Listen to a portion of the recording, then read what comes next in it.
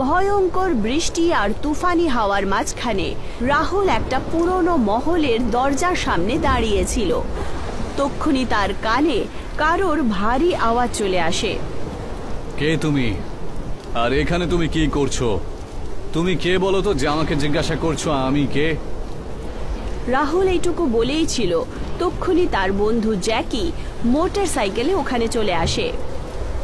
কি হয়েছে রাহুল, কোনো সমস্যা নাকি? জানি না, একজন সাধু বাবা এসেছিলেন, আমাকে জিজ্ঞাসা করছে যে এখানে তুমি কি করছো। দেখুন সাধু বাবা, আমরা আমাদের কাজ করতে দাও, নিজের কাজ নিয়ে ব্যস্ত থাকো না, যাও এখান থেকে। আমি খুব ভালো করে জানি যে তোমরা এখানে কি করার জন্য এসেছো, কিন্তু তোমরা হয়তো এই কথাটা একেবারেই জানো না যে তোমরা দুজন এই ভাঙা বাড়ির মধ্যে নিজের প্রাণ খোয়াতে এসেছো। সাধু বাবা, মাথা খারাপ করো না, আমাদের এখান থেকে চলে যাও তো। ঠিক আছে, চলে যাচ্ছি, বোঝানোটা আমার দায়িত্ব ছিল, এখন তোমাদের যা করার করো। এইটুকু বলে সাধু ওখান থেকে চলে যান।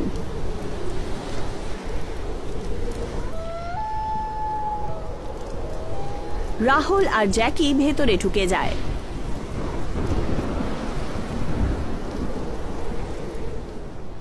আচ্ছা জ্যাকি, ওই সাধু বাবার কথাটা আবার ঠিক নয় তো? আজে বাজে কথা বলিস না রাহুল। জ্যাকি, আমি ওই মহলের ব্যাপারে কিন্তু খুব ভয়ঙ্কর আজে বাজে কথা শুনেছি। যদি এতই ভয় পাচ্ছে তাহলে এই ব্যবসায় কেন এসেছিস? ভুলে যাস না আমরা দুজন চোর।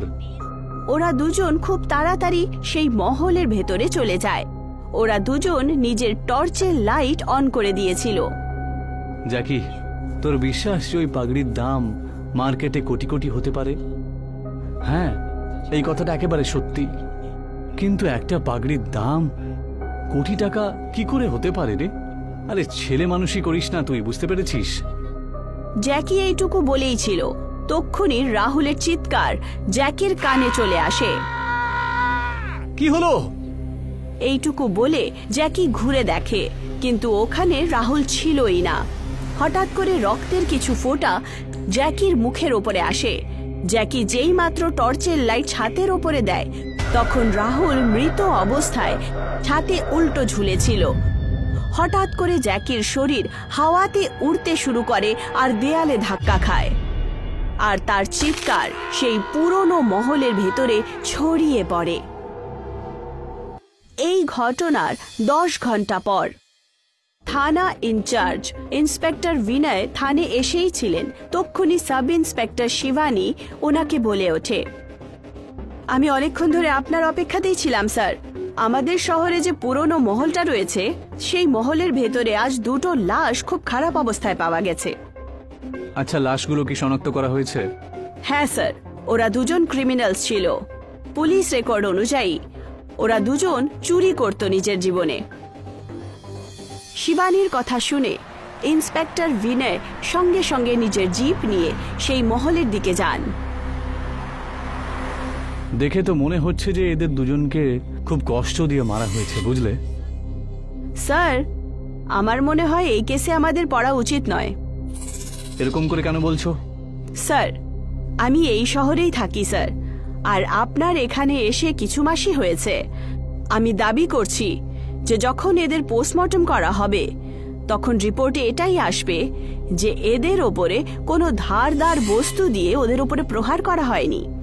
ইন্সপেক্টর বিনয় রাহুল আর জ্যাকির শরীর পোস্টমর্টমের জন্য পাঠিয়ে দেয়। রিপোর্ট দেখার পর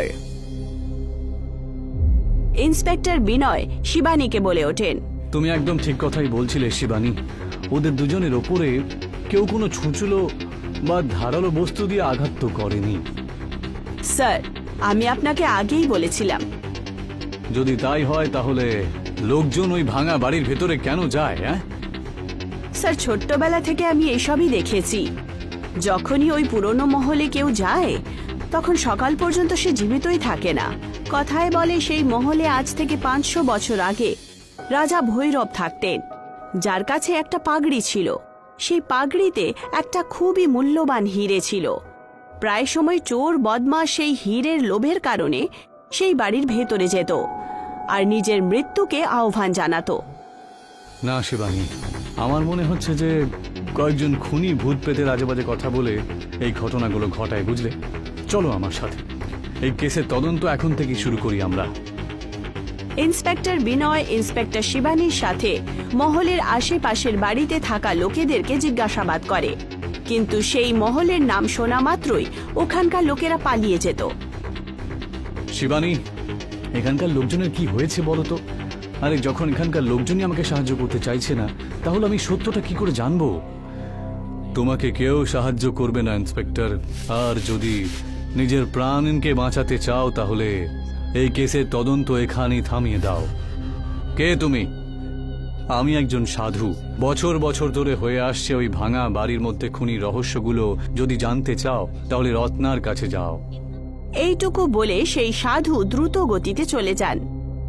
শিবানী, মনে হচ্ছে সাধু কিছু না কিছু অবশ্যই জানে। আর এই রত্নাটা আবার কে? স্যার, রত্নাকে আপনি এখানে নয় বরং জঙ্গলের খালি জায়গায় পাবেন। আমি এই কেসের গোড়া অবধি পৌঁছানোর জন্য যার সাথে দেখা করার হয় করবই। চলো ওই মহিলার কাছে যাই আমরা। ইন্সপেক্টর বিনয় শিবানীর সাথে জঙ্গলের খালি জায়গায় তৈরি একটা ঝুপড়ির বাইরে দাঁড়িয়ে পড়েন, যেখানে কালো কাপড় পরে একজন স্ত্রী লাকড়ি জ্বালিয়ে বসেছিল।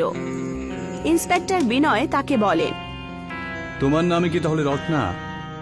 হ্যাঁ, আমারই নাম রত্না। আমি জানি তুমি এখানে কি জন্য এসেছো। আমি ভৈরব সিং এর মহলের ব্যাপারে একটু জানতে চাই। তক্ষুনি রত্না উঠে দাঁড়িয়ে পড়ে আর আস্তে আস্তে হেঁটে তার কাছে আসে আর বলে, এই কথাটা আজ থেকে 500 বছর আগের। রাজা বল্লভের দুজন পুত্র ছিল, ভৈরব আর কাপালা। ওরা দুজনই সিংহাসনের দাবিদার ছিলেন, কিন্তু রাজ্য তো শুধু একজন পুত্রই পাবে। সেই জন্য রাজা বল্লভ নিজের খানদানি প্রতিযোগিতা রাখেন। সেই প্রতিযোগিতায় যে ভাই দৌড়তে দৌড়তে রাজা বল্লভের পাকড়িকে সবার আগে পড়ে নেবে সেই রাজ্যের রাজা হয়ে যাবে। আর এই প্রতিযোগিতা ভৈরব জিতেই যায় আর সে রাজা হয়ে যায়। কিন্তু এতে নতুন কি আছে? এটা তো সবাই জানে। তক্ষুনি রত্না ইন্সপেক্টর বিনয়ের কাছে এসে তার কানে কিছু একটা বলে। এটা কি করছো তুমি? সরো এখান থেকে। শিবানী, আমি আজকে রাত্রে ভৈরবের মহলে যাব। আমিও দেখতে চাই যে কে আছে ওখানে যে মানুষজনকে মৃত্যুর কোলে শুইয়ে দিচ্ছে। স্যার, আমিও আপনার সাথে যাব। তোমার এই সাহসটাই তো আমি দেখতে চেয়েছিলাম। শিবানী অর্ধেক রাত্রিবেলা ইন্সপেক্টর বিনয়ের সাথে সেই মহলের ভেতরে টর্চ ধরে দাঁড়িয়েছিল। হঠাৎ করে ইন্সপেক্টর বিনয়ের চোখ একটা ভাঙা আর খোলা দরজার দিকে যায়, যার ভেতর দিয়ে আলো ফুটে উঠছিল। শিবানী, এই পুরো মহলে চারিদিকটা অন্ধকারে ভর্তি, কিন্তু ওই ভাঙা দরজাটার ভেতর থেকে একটু আলো আসছে। এইটুকু বলে ইন্সপেক্টর বিনয় পিস্তল বার করে দৌড়ে সেই দরজার ভেতরে ঢুকে যায়। রুমের ভেতরে ঢোকার পর ইন্সপেক্টর বিনয়ের চোখ আশ্চর্যের চোটে ছানা বড়া হয়। ও মাই গড, আমি তো এইসব কথাগুলোকে নিয়ে ঠাট্টা করতাম, কিন্তু এ তো দেখছি সত্যি। ইন্সপেক্টর বিনয়ের সামনে একটা আলমারিতে সেই পাগড়িটাই রাখা ছিল, যার মাঝখানে একটা হিরে চমকাচ্ছিল, যার কারণে সেই পুরো রুমটা আলোকিত হয়েছিল। তক্ষুনি ইন্সপেক্টর বিনয়ের কানে শিবানীর চিৎকার চলে আসে। ইন্সপেক্টর বিনয় দৌড়তে দৌড়তে যেইমাত্র বাইরে যায়, তখন সে দেখতে পায় শিবানীর ছাদে মৃত অবস্থায় উল্টো ঝুলে আছে। ও মাই গড, এটা কি করে হতে পারে? ইন্সপেক্টর বিনয় এইটুকু বলেই ছিলেন, তক্ষুনি শিবানী নিজের চোখ খুলে দেয়, কিন্তু তার চোখের পুতলি একেবারে সাদা ছিল। কে তুমি? তুমি শিবানী হতে পারো না। তক্ষুনি সেই ভয়ঙ্কর মহিলা ইন্সপেক্টর বিনয়ের ঠিক সামনে দাঁড়িয়ে পড়ে। আমি শিবানী, এই পাগড়ির আসল রক্ষক। তুমি কি বলছো? আমি কিচ্ছু বুঝতে পারছি না। হঠাৎ করে ইন্সপেক্টর বিনয়ের কানে রত্নার আওয়াজ চলে আসে। ওর থেকে দূরে সরে যাও ইন্সপেক্টর, ও ঠিক বলছে। ইন্সপেক্টর বিনয় পেছনে সরে যায়। আমি তোমাকে আরো কিছু বলতে চাইছিলাম, কিন্তু তুমি আগে কিছু শোনার আগে ও তোমাকে এখানে নিয়ে আসলো। আমি সেই সময় বুঝে গেছিলাম কিছু একটা গন্ডগোল আছে। সবাই এটাই জানে যে রাজা ভৈরব প্রতিযোগিতা জিতেছিল, কিন্তু এটা কেউ জানে না যে তার ছোট ভাই কপালা একটা ডাইনির পূজারী ছিল। সে এক রাত আগেই চুরি করে নিজের খানদানি পাগড়ি থেকে সেই হিরেটা বার করে একটা ডাইনিকে দিয়ে দিয়েছিল। আর যখন ভৈরব সেই পাগড়িটা পরে তখন সে সেই রাতেই মরে গিয়েছিল। তাহলে শিবানীটা কে?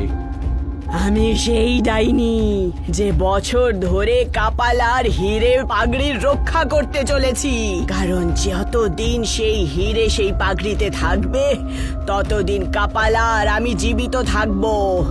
আর লোভী লোক এখানে আসবেই, আর কাপালা আর আমি তাদের রক্ত পান করে অমরতা প্রাপ্ত করব। সেই ভয়ঙ্কর মহিলার কথা শুনে ইন্সপেক্টর বিনয় আর রত্না প্রচন্ড অবাক হয়। তাহলে কি কপালা এখনো জীবিত?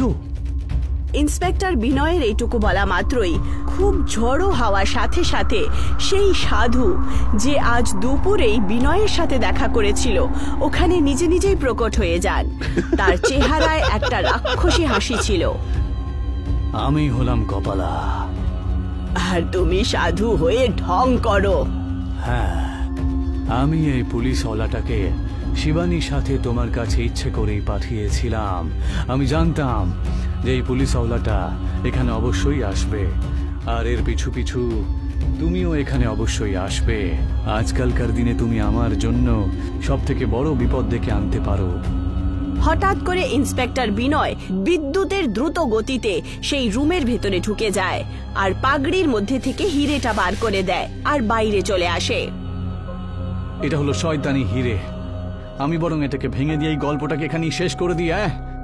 আমি জানি যে হিরেটাকে যদি তোমাদের দুজনের সামনে ভেঙে দেওয়া হয় তাহলে তোমাদের দুজনের মৃত্যু একেবারে নিশ্চিত। তুমি এই রহস্যটাকে কি করে জানলে? রত্না কানে কানে আমাকে এই কথাটাই তো বলেছিল। এইটুকু বলে ইন্সপেক্টর বিনয় ওই হিরেটা ভেঙে দেয়। হিরের ভাঙা মাত্রই সাধু আর সেই ডাইনির গলা দিয়ে একটা জোরদার চিৎকার বেরিয়ে আসে, আর চিৎকারের সাথে সাথে ওরা দুজন ধুঁয়ো হয়ে উধাও হয়ে যায়। এখন সেই মহল হীরের পাগড়ি থেকে মুক্ত হয়ে গিয়েছিল।